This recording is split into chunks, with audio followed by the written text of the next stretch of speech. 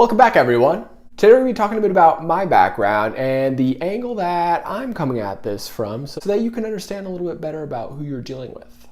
I'd like to start off stating for the record that this is the last thing I ever thought I'd be doing. I was happy to infiltrate, happy to collect evidence, happy to distribute that evidence anonymously, and happy to go get any bad guys. But making videos talking about myself seems totally antithetical to the Q ethos, and I kind of hate it. But the DIA and Q Plus are making me, so here goes nothing. My name is Austin Steinbart. I'm a 29-year-old DIA agent from Chandler, Arizona. If you've watched any of my other videos, you'll see that I've been having a pretty wild time out here in Westworld working on this QAnon project. QAnon is a military intelligence operation. The first of its kind. One that uses space-age quantum technology to post messages from the future to internet forums in the present. It's kind of like that movie The Frequency with Dennis Quaid, except with a quantum computer. The main characters in this story are President Trump, Admiral Rogers, General Flynn, the DIA, myself, and Q+, the future commander of the future Space Force, augmenting himself with time-warping artificial intelligence and running point on this whole thing. Messages on the board serve several purposes. The first one is providing the public with a behind-the-curtains look at a live spy operation that is currently in progress. The second is to give me, personally, Baby Q, hints as I complete this little nightmare scavenger hunt from hell that I've been on. Over the course of this mission, I've infiltrated hotels, data centers, top secret document warehouses, and military bases. So some of the gobbledygook posted on those boards are actually direct messages to me personally containing hints for things I happen to be dealing with at a given time. Kind of like a giant live-action escape room sort of a deal if you've ever been to one of those things. I was forced to do this, as far as I'm aware, for a couple reasons. The main one being my natural-born proximity to some of the top goons in the Royal Death Racket. My mom is from Yuma, Arizona. My grandfather, David Fry, was the guy who ran the private refueling contractor on the Yuma MCAS airbase called Mercury Refueling Inc., who loaded drugs onto military planes.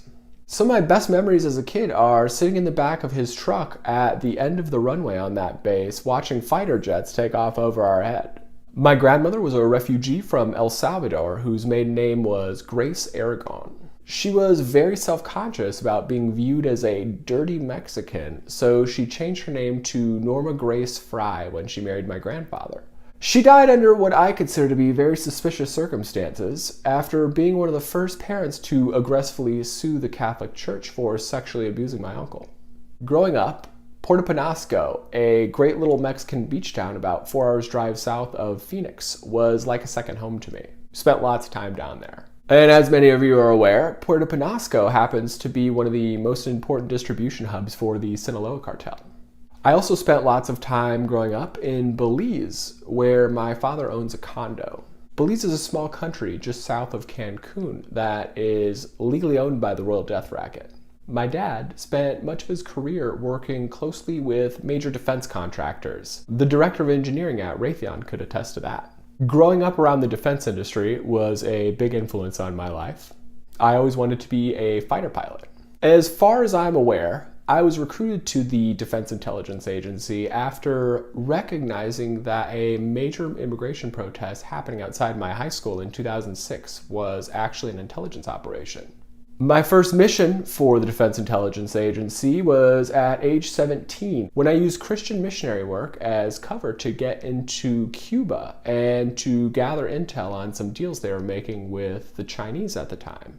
While in Cuba, I made friends with a young IT guy that worked closely with the man who is now Cuba's president. Someone I keep in touch with to this very day.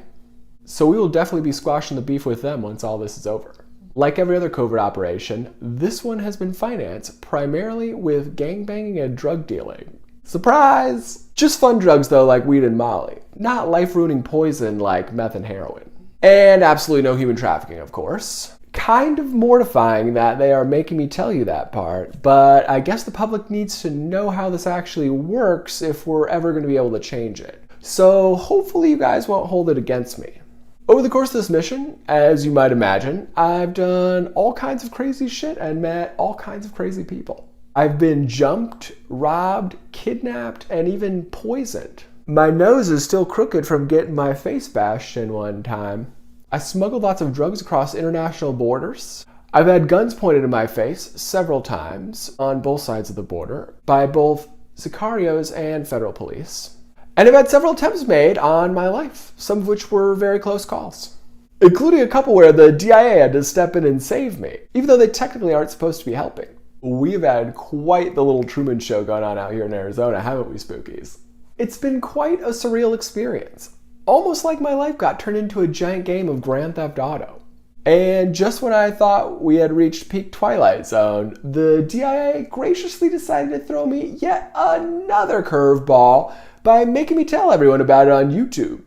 So please subscribe and share with your friends. Because the faster we can wrap up this nightmare circus, the faster we can get on to the business of unveiling the Space Force.